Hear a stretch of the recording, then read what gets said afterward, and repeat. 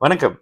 நமக்கு எண்கணி ஞானத்தையும், வேத ஜோதிட ஞானத்தையும், ஆன்மீக ஞானத்தையும் வழங்கிய அனைத்து குருமார்களுக்கும் நன்றி என்றதே வேளையில் இது ஒரு ஜோதிட விளக்க வீடியோ விருப்பம் உள்ளவர்கள் தொடர்ந்து பார்க்கலாம். சரி, இன்றைக்கு நேத்து என்ன இந்த 2ஆம் வீடு, 3ஆம் வீடு, 4ஆம் வீடு அப்படின்னு சொல்லிட்டு ஒண்ணு சொல்றீங்க. அது எனக்கு புரியலண்ணே அப்படின்னு சொல்லிட்டு கன்சல்டேஷன்ல ஒருத்தர் கேட்டிருந்தாரு. என்ன ஒண்ணுன்னா, கேட்டவருக்கு 25 வயசு.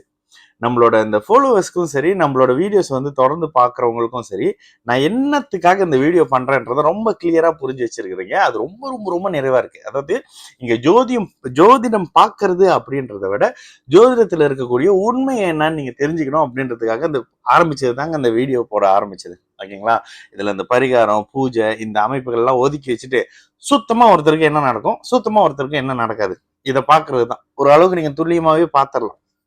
இந்த அமைப்புகள்ல இருக்கும்போது குறிப்பா ஜோசியத்துல நம்பிக்கை இல்லாதவங்க, என்கிட்ட ஜோசியம் பார்க்க வர்றதே ஜோசியம் நம்பிக்கை இல்லாதவங்க, ரொம்ப இந்த சின்ன பையனுங்க, அந்த 15-20 வயதுக்கு உட்பட்டு அதோட சேர்ந்து அப்படி 30 வயதுக்கு அந்த இளைஞர்கள் யாருக்கெல்லாம் ஜோசியன்றதுல பெருசா ஆர்வமே இருக்காதோ, ஜோதிடம் பொய்ன்னு சொன்னவங்க கிட்ட எல்லாமே ஜோசியம் உண்மை நிரூபிச்சாச்சுங்க. அந்த கடந்த ஒரு 3-4 வருஷத்துல என்னடா நீ பண்ணிக்கிட்டு இருக்க அப்படின்னு கேட்டீங்கன்னா, இதைதான் பண்ணிக்கிட்டு இருக்கேன். இந்த இடத்துல அந்த பூஜைனாக்கா பையனுங்க பேசி சிரிச்சிருவானுங்க, அப்போ தோசை கழிக்கிறேன்னா சிரிச்சிருவானுங்க. அந்த மாதிரி ஒரு விஷயத்த மாத்தி இப்ப அடுத்ததா ஜோதிடம்னா என்னன்னு கத்துக்கிற அளவுக்கு அந்த சின்ன ஒரு பையன்கள்ல இருந்து அன்னைக்கு ஒரு ப்ரொஃபசர் வரைக்கும் அதை பேசினாங்க. இப்படி இருக்குன்னு அப்படி இருக்குன்னு கிளியரா புரியுதுன்னு அப்படின்னு. ஓகேங்களா?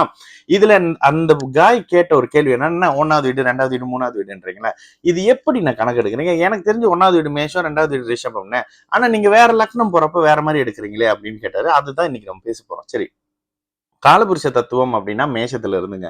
அந்த மேஷம் ஏன் அப்படின்னா, நம்மளுடைய இந்து மதத்தினுடைய பஞ்சாங்க கேலண்டர் அந்த சித்திரை மாசத்துல இருந்து தொடங்குங்க. அந்த சித்திரை ஒளி உச்ச நிலையில சூரியன் உச்சமாக இருக்கும்போது சித்திரை மாதம், அந்த மாதம் வர்ற சித்ரா பௌர்ணமி, அங்க நம்மளுடைய இந்த இந்துக்களுடைய அந்த கேலண்டர் தொடங்குதுங்க, பஞ்சாங்கம். ஓகேங்களா? இது ஜோதிடத்துக்கும் பஞ்சாங்கத்துக்கும் நிறைய டிஃப்ரெண்ட் இருக்கு. நம்ம ஜோதிட அடிப்படையில தான் பார்த்துக்கிட்டு இருக்கோம். பஞ்சாங்கம்ன்றது பஞ்சாங்கம், இந்து மத ஃபங்க்ஷனையோ இதையோ முகூர்த்தத்தையோ கணிக்கிறதெல்லாம் பஞ்சாங்கம். நம்ம ஜோதிடம், இந்த ஜோதிடத்திலே பாருங்க எவ்வளவு தெளிவா 2 விஷயத்தை பிரிச்சுறேன். பஞ்சாங்கம்ன்றது வேற விஷயம், அது முகூர்த்தம் குறிக்கிறதாக இருக்கட்டும், அந்த நல்ல நேரம் மாதிரியான அமைப்புகளை பார்க்கறதா இருக்கட்டும், அதுக்கு தான் பஞ்சாங்கம். ஜோதிடம் என்றது இன்னைக்கு வானத்துல பிளானட் எங்க இருக்கு, நீங்க பிறந்தப்போ வானத்துல பிளானட் எங்க இருந்தது, அந்த பிளானட்டுடைய அடிப்படையில தசாபுத்தி என்ன செய்ய போகுது, இதுலயும் தனிச்சு பிரிச்சு நமக்கு ஜோதிடம் மட்டும்தான் அப்படின்னு எடுத்துட்டோமா.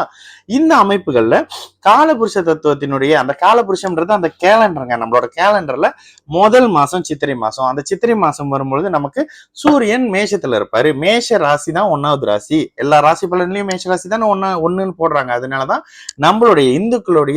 நம்மளுடைய அந்த கேலண்டர் முதல்ல மேஷராசி அப்படின்னு சொல்லக்கூடிய சித்திரை மாசத்துல ஆரம்பிக்கும். ஓகேங்களா? இதனோட அடிப்படையில காலபுருஷ தத்துவத்தோடையில மேஷம் 1, ரிஷபம் 2, மிதுனம் 3, கடகம் 4, சிம்மம் 5, கன்னி 6, துலாம் 7, விருச்சகம் 8, தனுசு 9, மகரம் 10, கும்பம் 11, மீனம் 12வது வீடு. இது காலபுருஷ தத்துவத்தோட அடிப்படையிலங்க. உங்களுடைய லக்னம் இருக்குல்ல, ஒரு எக்ஸாம்பிளுக்கு நீங்களே என்ன லக்னம் வச்சுக்கலாம், நீங்க சிம்ம லக்னம்னு வச்சுக்கோங்களேன். லக்னத்துக்கு தான், ராசிக்கு இல்ல.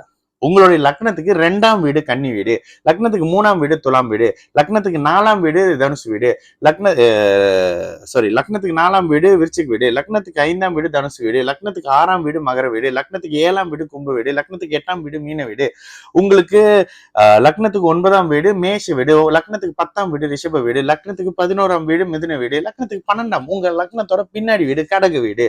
இதே மாதிரி ஒரு மகர லக்னத்துக்கு எடுத்துக்கிட்டீங்க, லக்னத்தின் 1ஆவது வீடு லக்னம் மகர லக்னம், 2ஆம் வீடு கும்பம், 3ஆம் வீடு மீனம், 4 ஒரு ரிஷபம் மேஷம், 5 ரிஷபம், 6 மிதுனம், 7 கடகம், 8 சிம்மம், 9 கன்னி, 10 துலாம், 11 விருச்சகம், 12 தனுசு. இப்படி தாங்க வீட்டோட அடிப்படையில எடுத்துக்கணும். ஓகேங்களா? இத உங்களுடைய லக்னம், நீங்க எந்த லக்னமா இருங்க, ஒருவேளை நீங்க ரிஷப் லக்னமா இருங்க, உங்களோட ரெண்டாம் வீடு மிதுன வீடாவும், 7ஆம் வீடு விருச்சிக வீடாவும் அப்படின்னு வரும், 12ஆம் வீடு மேஷ வீடாவும் வரும். இந்த அமைப்புகள்ல தான் நீங்க இந்த மொத்த கணக்குகளையும் எடுத்துக்கணும். சரிங்களா? இதுல 1ஆம் வீடு என்ன தரும், 1ஆம் வீடு உங்களுடைய லக்னம், உங்களுடைய செயல்பாடு, உங்களோட தலை, நீங்க என்னவா இருக்க போறீங்க, எப்படி இருக்க போறீங்க, உங்களோட லக்னம் தலை டிசைட் பண்ணும். லக்னத்துல சனி செவ்வாய் ராகு வந்துட்டாருங்க, அந்த இடத்துல ரொம்ப நெருங்கியே வந்துடுறாருங்க, லக்னாதிபதியும் கூடயே சேர்ந்து நசுங்கி போய் கிடக்குறாருங்க, அவர் வாழ்றதுக்கு தகுதி இல்லாதவர், தனக்கு தேவையில்லாத விஷயங்களை தானே ஏற்படுத்தி கொள்ளக்கூடியவர், பிரச்சனையில இருக்கிறவர், கடன் நோய் வம்பு வழக்குல எப்போதும் இருக்கிறாரு. லக்னத்துல குரு இருந்துறாரு, அவர் நல்லவராகவே இருக்கிறாரு. லக்னத்துல சுக்கிரன் இருக்காரு, பார்க்க ஈர்ப்பான ஒரு பர்சனா இருக்காரு. லக்னத்துல தனி புதன் இருக்கிறாரு, அவர் வந்து திக்பல அமைப்புகள்ல சுபத்துவமா அவர் புத்திசாலியா இருக்கிறாரு. எந்த லக்னமா இருக்கட்டும், மேஷ லக்னத்துக்கு புதன் இருக்கலாமாங்க, இருக்கட்டும். தனி புதன் லக்னத்துல அவயோகராக இருந்தாலும் புத்திசாலித்தனத்தை கொடுத்துருவாரு, அறிவை கொடுக்கணும் புதன். அதே மாதிரி சுக்கிரன் எந்த லக்னத்துல இருந்தாலும் அவர் யாரு, ஒரு மாதிரி அழகா ஈர்ப்பா இருக்கிறவரு, அழகை கொடுத்துருவாரு. குரு நல்லவரா இருக்க வைப்பாரு, நல்ல குணமுடையவர், டிசிப்ளினானவர். எந்த லக்னமா, ரிஷப லக்னம் துலாம் லக்னத்துக்கு டிசிப்ளினை கொடுப்பாரா? ஆமா, ரிஷப துலாம் லக்னத்துக்கு லக்னத்துல இவர் இருக்கிறவரை போய் பாருங்க, அவர் டிசிப்ளினா இருப்பாரு, ஆன்மீக அமைப்புகள்ல இருப்பாரு. ஏன்னா சுக்கிரனுக்கு ஆன்மீகம் எல்லாம் பிடிக்காதுல, இந்த தன்மையில வந்துடும். அப்ப லக்னம் உங்களுடைய தலை, அந்த தலை ஒளியான அமைப்புகள் இருக்கும் பொழுது நீங்க சாதனையாளருங்க, ஒளியா இருப்பீங்க. அவயோக தசையிலும் நீங்க கஷ்டப்படுறீங்கன்னு வெளியில தெரியாது. 2ஆம் இடம் உங்களுடைய தனம், வாக்கு, குடும்பஸ்தானம். தனம், வாக்கு, குடும்பம், தனம் வரக்கூடிய அமைப்பு, வருமானம், உங்களுடைய பேச்சு, குடும்ப அமைப்புகளை 2ஆம் பாவகமும், இன்னும் சில விஷயங்கள் அப்படி இப்படின்னு வரும். நம்ம பொதுவான விஷயத்த சொல்றேன். இதுக்கு அடுத்து 3வது இடம் உபஜயஸ்தானம், புகழ், கீர்த்தி, உங்களுடைய அடுத்த செயல்பாடுகள், முயற்சி பலிக்கக்கூடிய அமைப்பு, இளைய சகோதர அமைப்புகள் அப்படின்றது 3ஆம் பாவகம்ங்க. 4ஆம் பாவகம் தாய், மனைவி, வீடு, வாகனம், அம்மா, கற்புன்னு கூட வரும். இந்த அமைப்புகள் 4ஆம் பாவகம்ங்க. 5ஆம் பாவகம் உங்களுடைய நற்சிந்தனை, பூர்வ புண்ணியஸ்தானம் அப்படின்னு தேவையில்லாத தூக்கி தலையில போட்டுக்காதீங்க. நடக்கிறத பாக்குறத மட்டும் தான் நம்ம பேச போறோம். ஓகேங்களா? என்னோட வீடியோவை ஃபாலோ பண்றவங்க நடக்கிறதையும் பாக்குறத மட்டும் தான் பேச போறோம். அதனால போன ஜென்மம் அடுத்த ஜென்மத்தை நம்ம பேச போறது இல்ல. உங்களுடைய எண்ணங்கள், உங்களுடைய செயல்பாடுகள், உங்களுடைய குழந்தை, உங்களுடைய அதிர்ஷ்டம், இது எந்த அமைப்புகள் இருக்கு அப்படின்றத உங்களுடைய 5ஆம் பாவகம் நிர்ணயம் பண்ணுங்க. 6ஆம் பாவகம் கடன் நோய் வம்பு வழக்கு அமைப்புகள், தேவையில்லாத பிரச்சனைகளின் தொடக்கம் அப்படின்னு சொல்லலாம். நோய், தீரா நோய் அப்படின்றது 6ஆம் பாவகம் அப்படின்ற அமைப்புகள்ல வருது. இன்னொருத்தருடைய உழைப்பு எடுக்கிறது, நீங்களே ஒருத்தர்கிட்ட அடிமையாக வேலை செய்யக்கூடிய அமைப்பு அப்படின்னு சொல்லிட்டு அந்த அடிமைத்தனம், இருள் தன்மைன்றது 6ஆம் பாவகம். 7ஆம் இடம் உங்களுடைய பங்குதாரர், மனைவி, கணவன், பார்ட்னர், நண்பர்கள் மாதிரியான கலத்தர ஸ்தானம்ங்க அது. அதுக்கடுத்து 8ஆம் இடம் இது வெளிநாடு, வெளி மாநில அமைப்புகளை வரும். கடன் நோய் வம்பு வழக்குகளை குறிக்கும். நோய்க்கு கீழே விழுறது, கால்களை உடைச்சுக்கிறது, விபத்து, மரணம் மாதிரியான ஆயுள் சார்ந்த அமைப்புகள் 8ஆம் இடங்க. 9ஆம் இடம் தந்தை, பாக்கியம் மாதிரியான அமைப்புகள், எதனை நீங்க பெற்றுக்கிறீங்க. 3ஆம் இடத்துல இருக்க சுபர் 9ஆம் இடத்தை பாப்பாரு அப்படின்றதுனால புகழ், கீர்த்தி அமைப்புகள். 9ஆம் பாவகம் ஒருத்தருக்கு சுப அமைப்புல இருந்து அவரு புகழ் சார்ந்த அமைப்புகள்ல ஈடுபாடா இருப்பாரு. தந்தை அமைப்புகள் நல்ல ஸ்ட்ராங்கா இருக்கும். இது சூரியன் சிம்மத்தையும் பொறுத்த அமைப்பு. ஓகேங்களா? 10ஆம் இடம் ஒருத்தருடைய ஜீவனஸ்தானம்.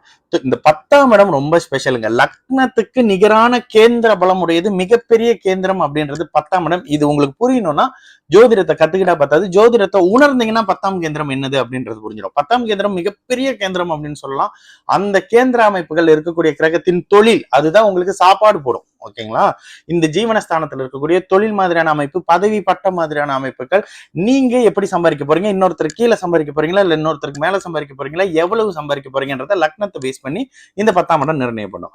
11ஆம் இடம் உபஜயஸ்தானத்தில் இருக்கக்கூடிய இன்னொரு இடம்ங்க. இந்த இடம் லாபஸ்தானம் அப்படின்னு. இந்த இடத்துல மூத்த சகோதரம், இளைய மனைவி, இளைய கணவர்ன்ற மாதிரியான அமைப்புகள் வந்துடும். ஒரு கடன்ல வெற்றி, நோயில வெற்றி, நோயில இருந்து மீண்டு வர்றது, நல்லதை பெறக்கூடிய அமைப்பு, இதெல்லாம் லாபஸ்தானம். தொட்டதெல்லாம் நல்ல அமைப்புகள் இருக்கும். கோச்சாரத்துல பாப கிரகங்கள் 11ஆம் இடத்துல இருந்தா கூட இங்க உங்களுக்கு மிகப்பெரிய லாப அமைப்புகளை கொடுத்து உங்களை கடன் நோய் வம்பு வழக்கு மாதிரியான அமைப்புகள், அந்த 6ஆம் பாவகத்தினுடைய அமைப்புகளை அப்படியே வெளியில எடுத்துட்டு வரக்கூடிய இடத்த 11ஆம் இடம் லக்னத்துக்கு ஏற்ற மாதிரியும் லக்னாதிபதிக்கு ஏற்ற மாதிரியும் செய்யும். 12ஆம் இடம், இந்த 12ஆம் இடம் மறுபடியும் முக்தி மோச்சோன்னீங்கன்னா என் வீடியோ பார்க்காதீங்க. அடுத்த ஜென்மத்துல கேது வந்துடுறாரு, கேது வந்து மறுபடியும் பிறப்பு இல்லாம ஆக்குவாருன்னா அது நம்ம செத்து போய் தான் பார்த்துட்டு வரணும். அதுக்கும் எனக்கும் எந்த சம்மந்தமும் இல்லை. 12ஆம் இடம் வெளிநாடு, வெளி மாநிலம், அதிர்ஷ்டம், இது கூட பிறருடைய அதிர்ஷ்டம், மற்றவர்களுடைய பணத்தை எடுத்துக்கிறது, வெளிநாட்டுல போய் பணத்தை சம்பாரிச்சு எடுத்துட்டு போறது, விரயம் நடக்கிறது, உயிர் பிரியறது, யாரை இழக்க போறீங்க, இதெல்லாம் 12ஆம் பாவகம்ங்க.